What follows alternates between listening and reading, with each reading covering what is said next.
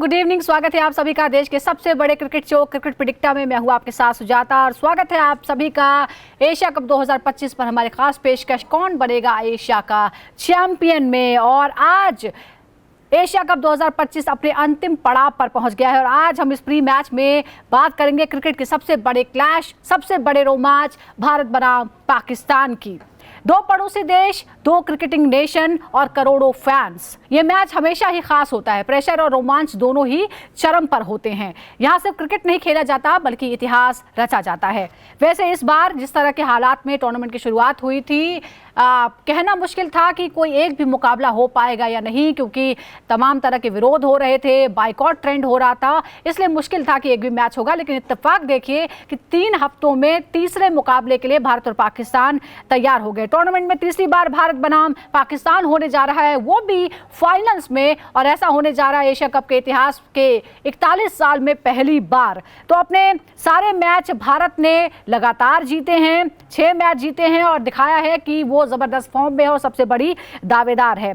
जबकि जो पाकिस्तान है वो भारत से हारा है, लेकिन 6 में से 4 मैच जीता है और लगातार जो है वो लय में आता हुआ नजर आ रहा है। डिटेल में हम इसकी बात करेंगे अपने क्रिकेट एक्सपर्ट्स के साथ, लेकिन उससे पहले बीती रात हुए मुकाबले की बात कर लेते हैं। आपको बता दें कि जो 18वां मुकाबला हुआ भारत वर्सेस श्रीलंका, इस बीच जो तस्वीर सामने आई वो जबरदस्त रोमांच से भरी हुई थी। रोमांच अपने चरम पर पहुंच गया था, इसी की उम्मीद लोग कर रहे थे, क्योंकि पहली बार एक तो टूर्नामेंट में यानी सुपर 4 का जो अंतिम मुकाबला था उसमें स्कोर 200 के पार गया। भारतीय टीम ने 202 का स्कोर बनाया श्रीलंका के खिलाफ, लेकिन उसके बाद जो हुआ उसकी कोई उम्मीद नहीं कर रहा था, क्योंकि श्रीलंका भी 202 ही बना पाया और उसके बाद सुपर ओवर में चला गया ये मुकाबला। हालांकि सुपर ओवर में पूरी तरह से डोमिनेट किया भारत ने और इस मुकाबले को अपने नाम कर लिया। लेकिन प्रथम निशंका की तारीफ करनी होगी, जिन्होंने एशिया कप 2025 की पहली और एकमात्र सेंचुरी अभी तक लगाई है। 107 रन उन्होंने बनाए, जबरदस्त, और इसीलिए वो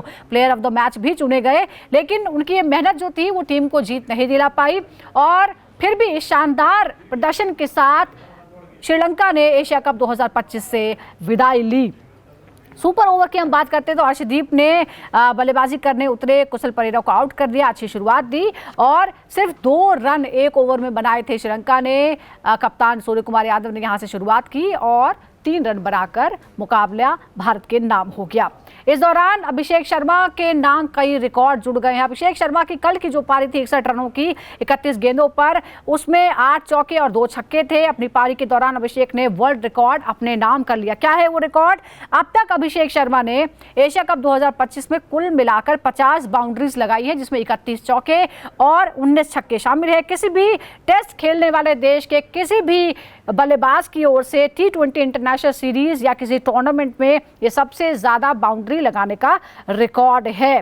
तो 200 पार भी हुआ, सेंचुरी भी आ गई और इसी तरह से भारत एक बार फिर जीता और अब फाइनल्स की बारी है। तो एशिया कप 2025 का फाइनल मुकाबला होगा भारत और पाकिस्तान के बीच। लेकिन उससे पहले सुपर 4 का जो अंतिम मुकाबला था वो एशिया कप के रोमांच को चरम पर ले गया और सुपर ओवर तक ये मुकाबला पहुंचा भारत बनाम श्रीलंका के बीच। श्रीलंका ने जबरदस्त फाइट दी और इसी चीज का इंतजार कर रहे थे पूरे एशिया कप में, और जो लोग कह रहे थे कि बहुत बोरिंग हो रहे हैं मुकाबले, उनको आखिरकार एक बहुत ही इंटरेस्टिंग मैच देखने को मिला। दोनों ही मैचों पर बात करने के लिए हमारे साथ खास मेहमान स्टूडियो में मौजूद हैं। मेरे साथ है 1983 वर्ल्ड कप चैंपियन टीम के सदस्य और साथ ही 1984 एशिया कप विनर टीम के सदस्य मदन लाल जी। मदन लाल जी, बहुत बहुत स्वागत है आपका। धन्यवाद, थैंक यू सर। भारत बनाम पाकिस्तान पर मैं आपसे बात करूंगी, लेकिन पहले बीती शाम जो हुआ है इसी का तो इंतजार था। 200 पार हुआ, पहली बार सेंचुरी लगी, अभिषेक शर्मा की नहीं लगी, लेकिन निशंका ने जबरदस्त पारी खेली। हालांकि उनकी पारी बेकार गई, लेकिन क्या कहेंगे इस मैच के बारे में? नहीं, बहुत अच्छा मैच हुआ, क्योंकि देखिए ऐसे मैच ही 2020 में चाहिए था। और आपने जैसे बिल्कुल सही कहा कि लास्ट में आके जो क्लाइमेक्स आया काफ़ी अच्छा है। बट इसमें ये है कि श्रीलंका ने काफ़ी अच्छा प्रदर्शन किया। उन्होंने पथुन नशशंका ने जो 107 रन बनाए हैं और उससे कुशल पलेरा ने भी अच्छे रन बनाए 58 के करीब। तो ऐसे लग रहा था एक वक्त की शायद श्रीलंका जो है ये मैच जीत जाएगी।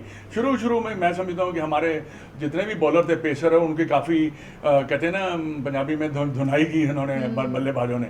और उसके बाद जो ब्रेक लगी है वो कुलदीप यादव और इसका क्या नाम है, वरुण चक्रवर्ती ने आके थोड़ी सी ब्रेक लगाई है, नहीं था वो बड़ी आराम से जो रन रेट चाहिए था वो बिल्कुल एक ही रन तो चाहिए था लास्ट में, जो नहीं हो पाया। लेकिन एक और बात है, जिस बात को लेकर हम चिंता लगातार कर रहे थे कि 200 पार क्यों नहीं हो रहा था, क्योंकि मिडिल ऑर्डर क्लिक नहीं कर रहा था। कल हमने देखा जैसे ही मिडिल ऑर्डर क्लिक किया हम 200 पार पहुंच गए। हाँ देखिए, मिडल ऑर्डर क्लिक करना बड़ा ज़रूरी रहता है, क्योंकि वहाँ पे ही आपका जो मैचेस है बनते हैं। क्योंकि देखिए मिडल में आके तिलक वर्मा ने 49 रन बनाए, और उसके बाद जो हाँ उन्होंने भी रन बनाए।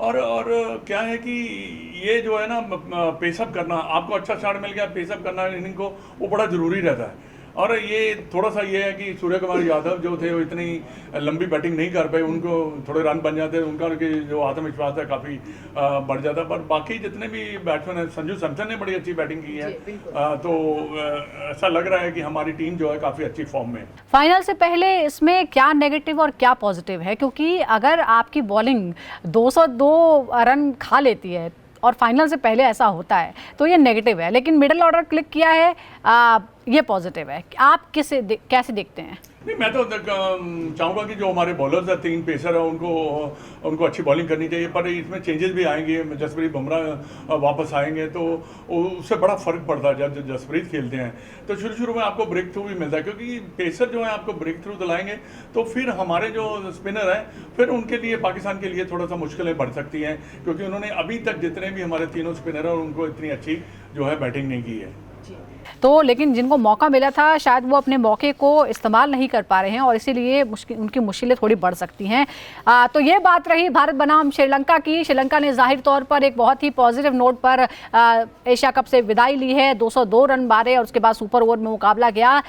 उसके बाद भारत ने फिर एक बार डोमिनेट किया और भारत ने इसमें विजय हासिल कर ली। और अब बात करते हैं फाइनल मुकाबले की। 41 साल में पहली बार ऐसा होने जा रहा है जब भारत और पाकिस्तान फाइनल में आमने सामने भिड़ने जा रहे हैं एशिया कप में, और इस मैच का सबको इंतजार था। हालांकि बाइकआउट से इसकी शुरुआत हुई थी, लेकिन अंत में अब तीसरे हफ्ते में लगातार तीसरा मुकाबला जो है वो होने वाला है। मनोहर सर, 41 साल बाद एशिया कप के फाइनल में इंडिया वर्सेस पाकिस्तान है, क्या उम्मीद आप करते हैं, कैसा रहना चाहिए मुकाबला? क्या भारत और श्रीलंका के बीच जो हुआ वैसा ही रोमांचक मुकाबला सोचें, उम्मीद करें? नहीं, आप उम्मीद कर सकते हैं कि रोमांचक मुकाबला होगा, क्योंकि देखिए उनकी टीम भी स्ट्रगल करते करते देखिए फाइनल में पहुंच गई है। फाइनल जो होता है किसी का भी हो सकता है, अगर वो डे गेम है, अगर आप अच्छा खेलते हैं तो आप भी जीत सकते हैं, ऐसी कोई बात नहीं।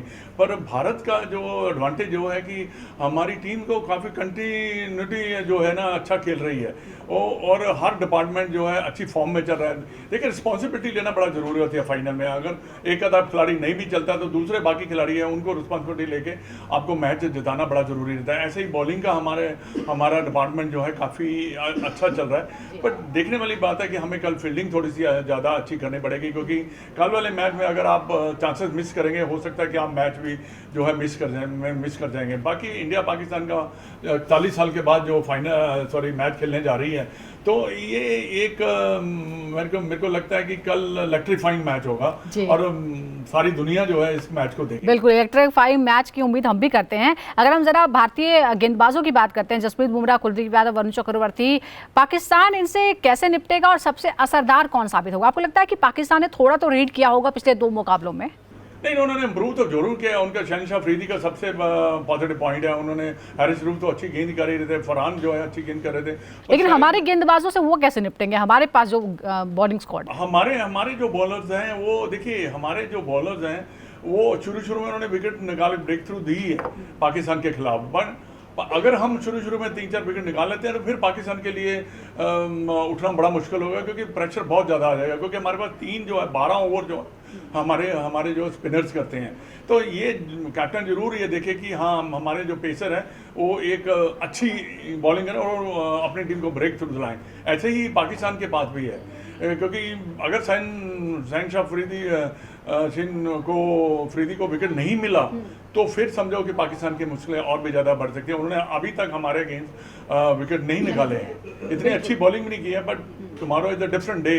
बिल्कुल। और श्रीलंका और बांग्लादेश के खिलाफ जिस तरह का परफॉर्मेंस रहा, बांग्लादेश के खिलाफ शाहीन अफरीदी ने 3 विकेट हासिल किए थे। ऐसे में अगर पाकिस्तान फर्ज कीजिए कि शुरुआती विकेट निकाल लेता है तो फिर भारत इसे कैसे संभलेगा? या आपको लगता है कि श्रीलंका के मैच से हमने ये सबक ले लिया है कि अगर आप एक पहला विकेट गिर भी जाता है तो मिडिल ऑर्डर जो है वो दुरुस्त है हमारा? बिल्कुल, अगर देखिए शुरू में आपके विकेट निकलते हैं तो आपको जो मिडिल ऑर्डर है नंबर 3, 4, 5 जो 6 है, जो हमारी बैटिंग लाइन नंबर 8 तक है, तो उनको ना गेम को मैनेज करना पड़ेगा। ऐसा नहीं है कि एक जो हमारा मैच हुआ था 169 बांग्लादेश के, हम मारते चले गए और हम 169 पे आउट हो गए।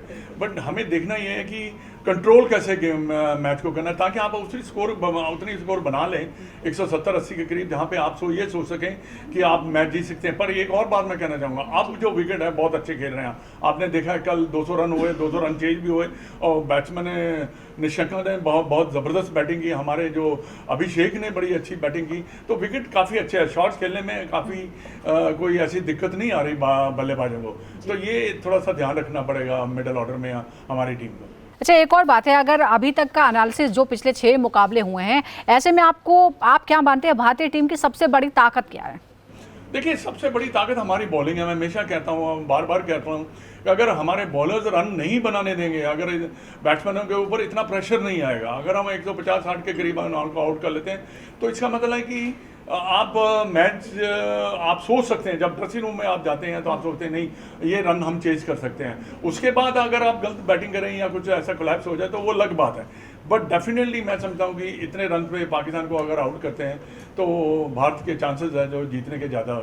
सबसे बड़ी कमजोरी क्या आप देखते हैं भारतीय टीम को, जिसको दुरुस्त करना जरूरी है फाइनल से पहले? देखिए, कमजोरी तो कोई ऐसे नहीं है कि जो कमजोरी दिखाई दी है अभी तक सारे टूर्नामेंट में, इसमें हमने कैचेस बड़े ड्रॉप किए, ये ना हो कल, क्योंकि कैचेस विन मैचेस होता है, क्योंकि ये बड़े प्लेयर का एक भी कैच अगर छूट गया तो फिर वो आपको बहुत तंग करता है, वो फिर मैच को जिता के ही बाहर निकलता है। उसको पता है कि मेरे को चांस मिल गया, अब मैं जो है रन बनाऊंगा। तो ये थोड़ी छोटी छोटी चीज़ें जो है, single double running between the wickets, ये चीज़ें बड़ी इंपॉर्टेंट रहती है।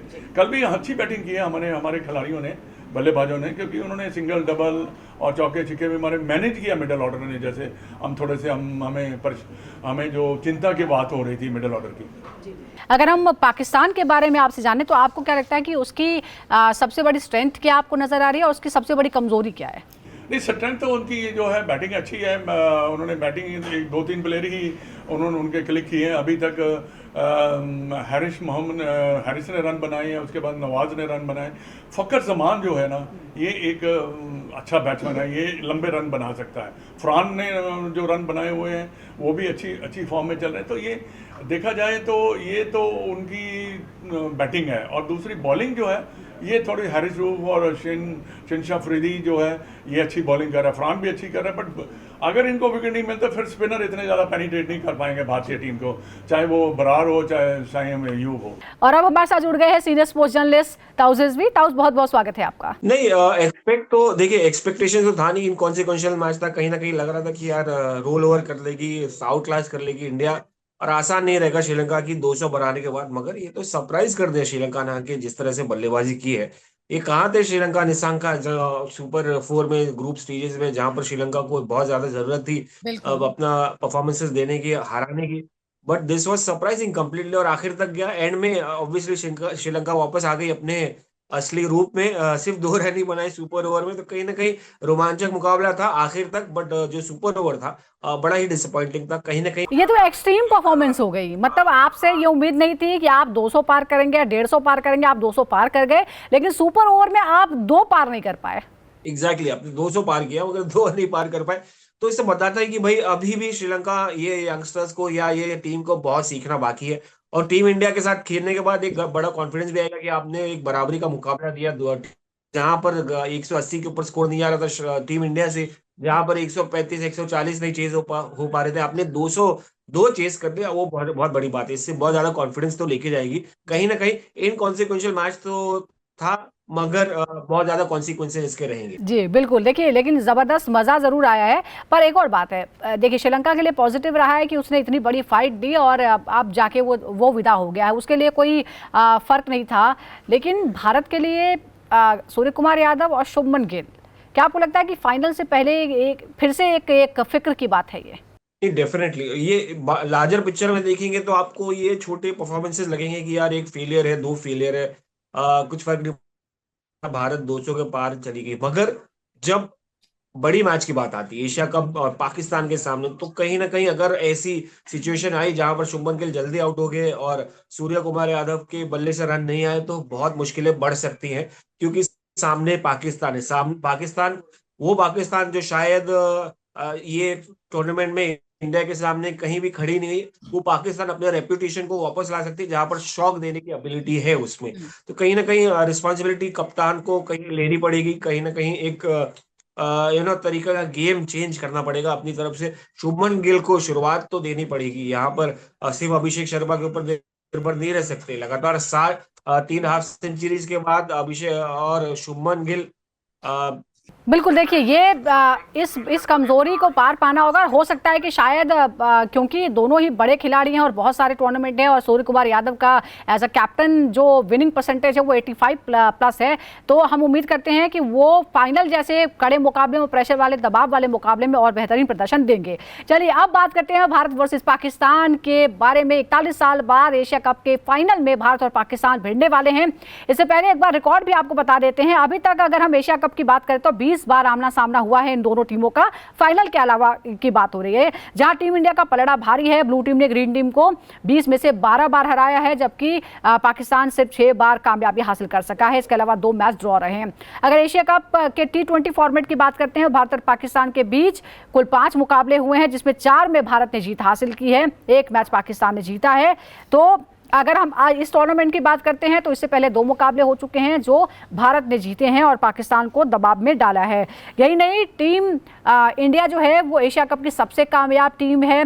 8 बार ट्रॉफी जीती है और कुल मिलाकर कल का मैच भी अगर हम जोड़ ले तो फिर 49 यानी 49 मैचेस जो हैं वो जीते हैं। इससे पहले ये रिकॉर्ड 47 के साथ श्रीलंका के साथ था, लेकिन अब भारत आगे बढ़ चुका है। तो ये हमने आपको बता दिया है। भारत ने अगर हम पिछले 10 मैचों की हम बात करते हैं खाली, तो भारत ने 6 जीते हैं, पाकिस्तान 4 जीता है। यानी मुकाबला यहाँ थोड़ा सा कड़ा नजर आता है। पलड़ा लेकिन भारी है इस बार भी, क्योंकि भारत जबरदस्त फॉर्म में है और लगातार 2 बार हरा भी चुका है और फाइनल में पहुंचा है तो लगातार 6 जीत के साथ। इसके साथ ही अगर हम अलग अलग टूर्नामेंट की बात करते हैं तो पिछले 7 मुकाबलों में एक साथ पाकिस्तान को हराया है। शुरुआत इसकी साल 2022 के वर्ल्ड कप से होती है। पाकिस्तान को हराया था, इसके बाद Asia cup, world cup, T20 world cup और अब फिर से एशिया कप पे भारतीय टीम ने पाकिस्तान पर अपना दबदबा कायम रखा है। तो ये बहुत सारी डिटेल मैंने आपको बता दी है। अब एक बार लौटते हैं कि इस मुकाबले से हम उम्मीद क्या करते हैं। देखिए, ये प्रेशर मैच है, ये बड़ा मैच है, एशिया कप का सबसे बड़ा मैच है। फाइनल जो हम एक्सपेक्ट नहीं कर रहे थे, 41 साल बाद, मतलब पहली बार एशिया कप में हिंदुस्तान पाकिस्तान भिड़ रहे हैं। तो मतलब देखिए, 200, हम तो कल 200 एक्सपेक्ट नहीं कर रहे थे, हम तो 180, 190, कहीं ना कहीं से 160, जहां पर इंडिया के पास उतनी ही गेंदबाजी है कि उनको 130 से 120 पे निपटा दे। 200 स्कोर, और इससे काफी बूस्ट मिलेगा टीम इंडिया को कि भाई अब यहाँ पर 200 हो सकता है। कहीं ना कहीं हमारा जो एक लिमिटेड थी, एक बाउंड्री थी कि यार विकेट्स ऐसी है, कंडीशन ऐसे हैं, आसान नहीं है बल्लेबाजी करना, वहां पर भारत ने दिखा दिया कि भाई कम नहीं है। बाय द वे, श्रीलंका की गेंदबाजी कम नहीं थी, मगर उनके सामने बड़ा स्कोर करना एक अच्छी बात है, कॉन्फिडेंस दिलाने वाली बात है। अगर सोचिए शुभमन गिल भी आ जाते हैं फॉर्म में, रन्स में, सूर्य भी आ जाते तो काफी फर्क पड़ जाता। हार्दिक पांड्या खास तौर पर ऑलराउंडर के तौर पर और अभिषेक शर्मा जाहिर तौर पर शानदार फॉर्म में वो चल ही रहे हैं। तो अगर हम पाकिस्तान की बात करते हैं तो शहजादा फरहान, फकर जमा, हसन नवाज, अबरार और हारिस रऊफ जो हैं उन पर नजर आएगी। वैसे हमने इस बार ये भी देखा है कि जसप्रीत बुमराह के 3 ओवर जो हैं वो एक साथ करा लिए जाते हैं पावर प्ले में, उसके बाद 19वें ओवर में उन्हें वापस लाया जाता है। हालांकि इस बात को लेकर भी कुछ सवाल उठ रहे हैं कि उन्हें किस तरह से इस्तेमाल किया जा रहा है, उनको रेगुलरली एक इंटरवल पर ब्रेक थ्रू के लिए नहीं लाया जा रहा है कप्तान की तरफ से, ये एक अलग बात है। तो इस पर हम बात कर ही रहे हैं। लेकिन अगर हम पाकिस्तान पर पहले एक बार देखें, पाकिस्तान का जो सफ़र रहा है, इसमें पाकिस्तान के सफ़र की शुरुआत करते हैं। शाहीन ने शुरुआती विकेट लिए और भारत के खिलाफ 2 मैचों में एक भी विकेट वो नहीं ले पाए हैं। बांग्लादेश और श्रीलंका के खिलाफ वो कामयाब रहे हैं। अब सवाल ये है, दूसरा ये है कि हमारे जो कप्तान हैं वो बैटिंग ऑर्डर में बड़े परिवर्तन कर रहे हैं। तो ताउस ये है कि कप्तान सूर्य कुमार यादव ने जिस तरह से बैटिंग ऑर्डर में बड़े बड़े एक्सपेरिमेंट किए हैं, वो खुद अलग अलग नंबर पर बैटिंग करते नजर आ रहे हैं। क्या आपको लगता है कि इस फाइनल मुकाबले में भी कुछ ऐसा होगा, या फिर हमने श्रीलंका के खिलाफ जो देखा है वही है बेस्ट बैटिंग ऑर्डर? नहीं देखिए, सिचुएशन के हिसाब से ये भेजते हैं सूर्य कुमार यादव, और मुझे लगता है कहीं ना कहीं एक स्ट्रैटेजी है, और बल्लेबाज और सामने वाले ऑपोजिशन को कंफ्यूज करने के लिए सबसे बड़ी बेस्ट बात ये है, सबसे खूबसूरत बात ये है कि हमारे जो बैट्समैन है वो किसी भी ऑर्डर में आप भेज दो उनको, वो परफॉर्मेंस डिलीवर कर सकते हैं, एबिलिटी है। ठीक है, रन्स नहीं आ रहे वो बात अलग है सूर्य के या शुभमन के हाथों, बट आप काउंट कर लीजिए जितना भी डेप्थ है, जितना भी बल्लेबाज आपने देखा, अक्षर पटेल को भी ऊपर भेजा गया, उन्होंने कर लिया। सूर्य कुमार यादव भी आते रहते हैं बीच बीच में ऊपर, कभी नीचे मिडिल ऑर्डर में। आप तिलक वर्मा से भी फ्लोटर जैसा यूज करते हैं, संजू सैमसन सबसे बड़ा एग्जाम्पल है। तो कहीं ना कहीं हमारे पास इतनी फ्लेक्सिबिलिटी है, एक स्टेबल ओपनिंग पैर छोड़ के, बाकी नीचे में सबके पास एबिलिटी है कि वो कहीं पर भी भेजो वो अपना रोल अपना लेंगे, क्योंकि उनको बेसिक्स बहुत स्ट्रांग है, बहुत राइट है, उनको जी। पता है कि वो अच्छा सिचुएशन में ताऊस, हमने किस तरह की हमने ये मेच्योरिटी, देखा किस तरह का गेम में खेलना है। जी, कल के मुकाबले हमने देखा कि मिडिल ऑर्डर क्लिक किया है तो हम 200 पार पहुंच गए हैं, और वो हमारी कमजोरी वहीं पर नजर आ रही थी। तो क्या आपको लगता है कि अभी भी हम माने कि ओवर डिपेंडेंसी है ओपनिंग पार्टनरशिप पर, ओपनिंग अच्छी मिलती है, शुरुआत अच्छी मिलती है, इसी वजह से हम एक ऐसे स्कोर पर पहुंच जाते हैं जो हमारे बॉलर डिफेंड कर लेते हैं? नहीं, बहुत इंपॉर्टेंट बात है। देखिए, ओपनिंग में हमेशा जो पावर प्ले होता है बड़ा इंपॉर्टेंट रोल प्ले करता है, और वहां पर अगर आपने स्टार्ट अच्छा दे दिया तो बाकी के लिए तो फॉर्मेलिटी हो जाती है अगर थोड़ा खड़े रह जाए, और वही अभिषेक प्रोवाइड कर रहे हैं। I hope law of averages उनके साथ कैचअप ना करे, क्योंकि जिस तरह से बल्लेबाजी की है जी। और डोमिनेट ही किया है, सामने वाले का मोराल ही डाउन कर दिया। तो कितना भी दिग्गज बल्ले गेंदबाज हो, अगर उनका पहला ओवर अच्छा नहीं गया पहला पावर प्ले में, तो पूरी टीम का मोराल डाउन हो जाता है। तो वही अभिषेक शर्मा ने किया, और वही लाइसेंस दिया उनको, रोल दिया गया है। बिल्कुल, ऑपोजिशन को प्रेशर में लाने के एक्सपर्ट बन गए हैं अभिषेक शर्मा, और इसीलिए उनके नाम पर ये सबसे ज़्यादा चर्चाएं हो रही हैं। अब एक और बात है, अगर हम हार्दिक पांड्या की बात करते हैं, Hardik Pandya T20 expert allrounder है, और पाकिस्तान के खिलाफ भी रिकॉर्ड उनका शानदार है। दोनों ही मैचों के भी हम अगर देखें तो बॉल या बैट दोनों से ही उन्होंने अहम भूमिकाएं निभाई हैं। ओपनिंग जोड़ी के बाद आपको लगता है कि एक ऑलराउंडर के तौर पर सबसे ज़्यादा नजरें हार्दिक पांड्या की परफॉर्मेंस पर रहेगी फाइनल मुकाबले में? डेफिनेटली, देखिए कहीं ना कहीं स्कैर तो आ गया है। कल उनको थोड़ा इंजरी स्कैर आया, और आज मॉनिटर किए जाएंगे कि कहाँ तक उनकी पहुंची है injury. But at the and I think he is the most dangerous player. चाहे आप गेंदबाजी की बात करें और बल्लेबाजी की बात करें, गेंदबाजी उन्होंने ज्यादा इम्पैक्ट, नए बॉल से 2-3 बार उन्होंने जल्दी विकेट निकाली, जिसकी वजह से सामने वाले की शुरुआत ही एकदम ही खराब हुई है। तो कहीं ना कहीं Hardik is such crucial player for team India, और इनकी वजह से टीम इंडिया में एक बैलेंस आ जाता है। वो ऑलराउंडर की वजह से जो चाहे गेंदबाजी हो या बल्लेबाजी, दोनों में उतना ही इफेक्टिव है जितना बाकी प्लेयर्स हैं, बाकी बेस्ट बैटर्स, बेस्ट बॉलर हैं। तो एक बैलेंस ले आते, तो उनका रहना कल और उनका परफॉर्मेंस करना बहुत ही ज्यादा इंपॉर्टेंट है। और अगर उन्होंने वैसे ही किया, देखिए एक हद तक मैं सोचना चाहता हूँ कि भाई हार्दिक पांड्या की ऐसी बल्लेबाजी नहीं आए, क्योंकि अगर उन्होंने उनकी बल्लेबाजी वहां तक पहुंच गई, जल्दी आ गई, तो बड़ी मुश्किलें पैदा हो सकती है। तो वो प्रेशर में उनको भी ला सकता है जो नॉर्मली प्रेशर नहीं रहते। जी। हार्दिक का फिनिश करने का काम है, मगर हाँ। वो फिनिश अगर फर्स्ट इनिंग में आ गए और कोलैप्स हो गया जल्दी, तो बड़ी मुश्किलें हो सकती है। तो ये क्रिकेट है, क्रिकेट का भरोसा नहीं है जी। आपको कहाँ पे लाके खड़ा। जी, लेकिन प्रेशर झेलने की जो क्षमता है हार्दिक पांड्या की, उस पर कोई राय नहीं है, और शायद इसीलिए जो उनका कैरेक्टर है उसी की वजह से वो यहाँ तक पहुँचे हैं। अब आप ज़रा दोनों टीमों की स्ट्रेटजी भी हम समझते हैं। इंडिया की स्ट्रेटजी की अगर हम बात करते हैं तो पावर प्ले में आक्रामक शुरुआत जो वो लगातार कर रहे हैं वही रहेगा। मिडल ओवर में स्पिन से दबाव डालना दूसरी टीम पर, डेथ ओवर्स में बुमराह और कुलदीप यादव या वरुण चक्रवर्ती जो है वो हावी हो जाएं ऑपोजिशन पर। अगर हम दूसरी तरफ देखें तो ऐसा ही कुछ होगा। अब अगर मैं आपसे दोनों ही टीमों के बारे में जानूं तो आपको क्या नजर आता है? अगर हम पाकिस्तान के बारे में देखें तो उसकी सबसे बड़ी स्ट्रेंथ या सबसे बड़ी कमजोरी जिससे पार पाना जरूरी है फाइनल में? पाकिस्तान की पूरी देखिए, उनको कहीं ना कहीं कल के मैच, उस दिन के मैच के बाद से थोड़ा कॉन्फिडेंस मिला होगा श्रीलंका और बांग्लादेश को हराने के बाद से। कमजोरी तो पूरी टीम ही कमजोर है, चाहे आप बल्लेबाजी की बात करें या गेंदबाजी की। तो इंडिया के लिए जो एक प्रोफेशनल आउटफिट है, जो एक कंप्लीट आउटफिट है, मैं कहूँगा पूरा एक कंप्लीट है, जैसे एक टीम को होना चाहिए, कहीं पर भी लूप होल नजर नहीं आ रहे। आप परफॉर्मेंसेस छोड़ दीजिए, शायद सूर्य और शुभमन से रन नहीं आ रहे, मगर एक कंप्लीट आउटफील्ड है यहाँ पर। इनको उनकी आइडेंटिटी ही नहीं पता पाकिस्तान को, तो पूरी कमजोर टीम है। उनके उनके लिए ये जीत है कि वो भारत के साथ फाइनल खेल रहे हैं, ये सबसे बड़ी जीत है। इनफैक्ट 41 साल में शायद हिस्ट्री क्रिएट कर रहे हैं, उसी से ही वो खुश हो जाए। तो यही इसी का ही फायदा उठाना है, हमको ओवर कॉन्फिडेंस नहीं होना है। ओवर कॉन्फिडेंस भी हो गया तो हमारे पास बाकी बल्लेबाज है उसको संभालने के लिए, जल्दी विकेट गई। बट अगेन कमजोरी, ऊपर से नीचे तक पूरी टीम कमजोर है। कहीं ना कहीं हमारी कमजोरी अगर आती है तो शायद वो फील्डिंग में आए, नजर आए आपको, कैचेस में होगी, थ्रू द ग्राउंड नहीं, कैचेस में, क्योंकि हमने 12-15 कैचेस छोड़ दिए, मगर बड़े मूवमेंट में मुझे नहीं लगता है कैचेस छूटेंगे। तो कहीं ना कहीं पूरी टीम ही कमजोर है पाकिस्तान, जिसको हम आराम से रोल ओवर कर सकते हैं। अब प्रिडिक्शन की बारी है, तो क्या आपको लगता है सबसे पहले तो क्या हम सेंचुरी की उम्मीद करें, क्योंकि अभिषेक शर्मा सबसे डिजर्विंग थे, लेकिन हम कहते हैं एक्सपेक्टेड वैसा ही कुछ हुआ। निशंका जिनसे शायद किसी को उम्मीद नहीं थी कि वो सेंचुरी मारेंगे, उन्होंने ऐसा कर दिया है। आपको लगता है कि अभिषेक शर्मा को भी एक प्रेरणा मिली होगी कि आप सबसे करीब हैं उस चीज़ के, और अब आपको भी वो कर देना चाहिए? देखिए, सबसे इंपॉर्टेंट बात है कि वो बंदा सेल्फलेस क्रिकेटर है, उसको माइलस्टोन से फर्क नहीं पड़ता, उसको टीम क्या चाहती है वो करता है। नहीं तो अगर उसके माइलस्टोन से फर्क पड़ रहा होता तो अभी तक वो 3 सेंचुरी बना ही लेता, जी। लगातार 3 सेंचुरी, क्योंकि 3 हाफ सेंचुरीज आई है, और तब 60 बना के वो भी बेचारा थक गया होगा। मगर अब उसको पता है कि यार ये एशिया कप है, यहाँ पर हमको, मुझे सेल्फिश क्रिकेट नहीं खेलना, जहां पर मुझे माइलस्टोन चाहिए।